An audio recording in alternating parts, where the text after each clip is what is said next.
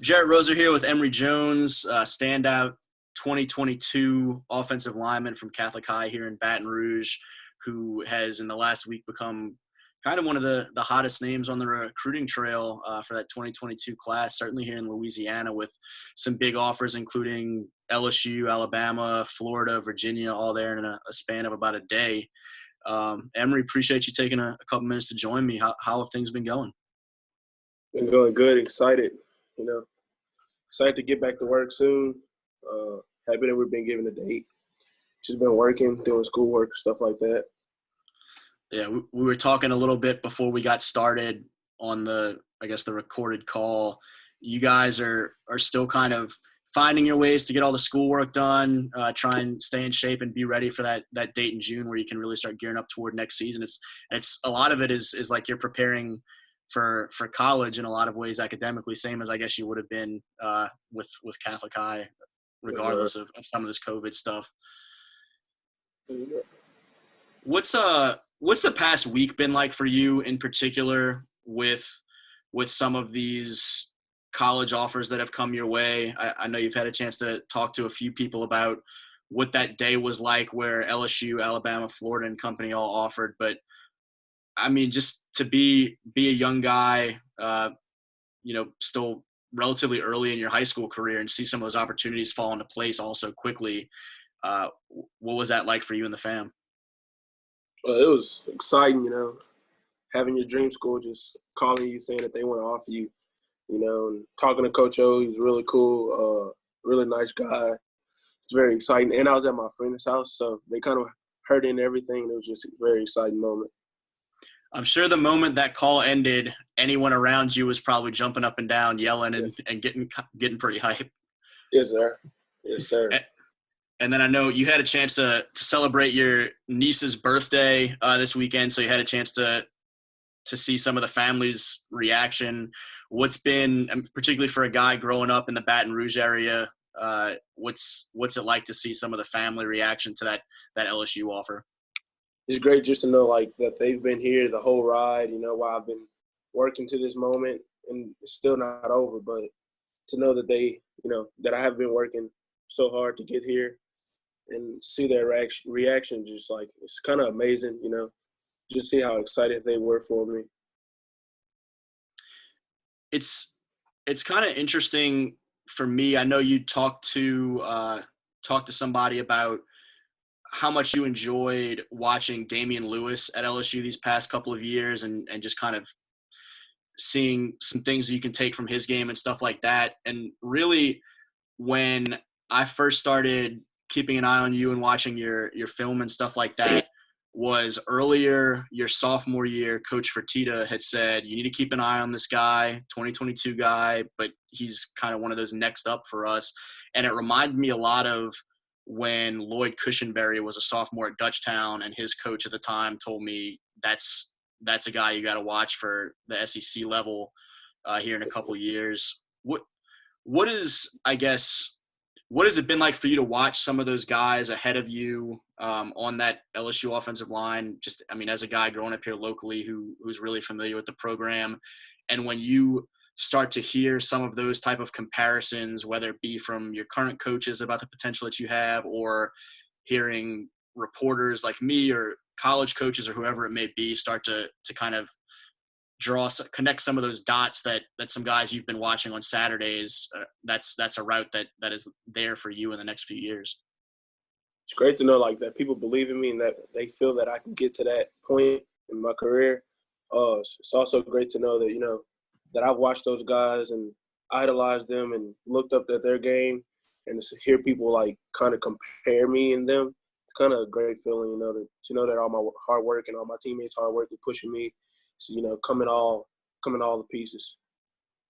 And as much of a strong tradition as Catholic High has, you're really kind of coming on the heels of one of the great Catholic High runs, and including some guys going on to play at LSU. Just, the success that you guys have had at the high school level, winning championships and whatnot, and then also seeing guys like Derrius and Clyde and Aaron Moffitt, and Cameron Tom before a couple of them going to play at college and now being an NFL guy, and the list kind of continues to go on. What has it had been like to come behind some of those guys and be a part of what's happening at Catholic right now, and know that you're going to have an opportunity to be one of the next in that line that's kind of remembered as not only what you've done at the high school level, but kind of the legacy you leave for the guys your age and coming behind you for future plans as well. It's kind of great to know that I kind of looked at those guys as, me helping pick my choice of where I wanted to go to high school, and know that I will be one of those guys who people look up to and say, oh, he went to Catholic, I want to go there, It's a great feeling. Have you heard from any of those older guys the past few days, whether it be some of the guys that had already been out at the college level, or even just some older teammates like Josh Parker, Braelen Morgan and company, who are just now, Connor, folks that are just now kind of making that move but are a couple of years ahead of you? Yes, sir. They just told me, Braelen told me that, he's real proud of me and that just giving me pointers on what stuff I should do next year and stuff. Me and Connor lifted a couple weeks ago. We lifted together. And he just something that he said in the Advocate that I was in. He told me that I had the potential to be one of the best offensive linemen that come from Catholic, and it just meant a lot to know that I looked up to him this whole year, and for him to say that if I work hard enough that I can be better than him, it means a lot. It kind of helps you work harder and get to where you want to be. Yeah, that's definitely really cool praise from a pretty great place, because there's not a lot of people that were more intense football players in the trenches the last couple of years in the Baton Rouge area than Connor. Yeah. I think he's pretty underrated in a lot of ways. But what is that like? What's that been like to work with him these past couple of years? And then you touched upon it, to hear some of that praise from him as he heads off to college. Just great to know that, I got to work with a great group of guys, not only Connor, but all the other senior linemen. That those great guys, helped me work and get to where I am today, and to know that I got to work to get to where they were while they were seniors in high school. Just great. It's great to work with those guys. It's great to work with everybody on our team, really. Everybody's really, kind of stuck like glue at this point.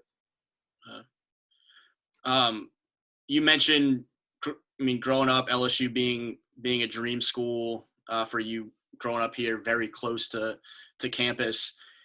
What does it look like for you from a recruiting standpoint? Because obviously, the admiration you have for that program can go a long way, but that doesn't always work out to mean that's where a guy ends up eventually. For you, what's kind of your mindset? Because you have a lot of other great offers on the table already, and still a long way to go where some others are going to present themselves as options for you. How are you kind of viewing where you are at this point in the recruiting process, and the way you're trying to approach not just LSU, but the process as a whole?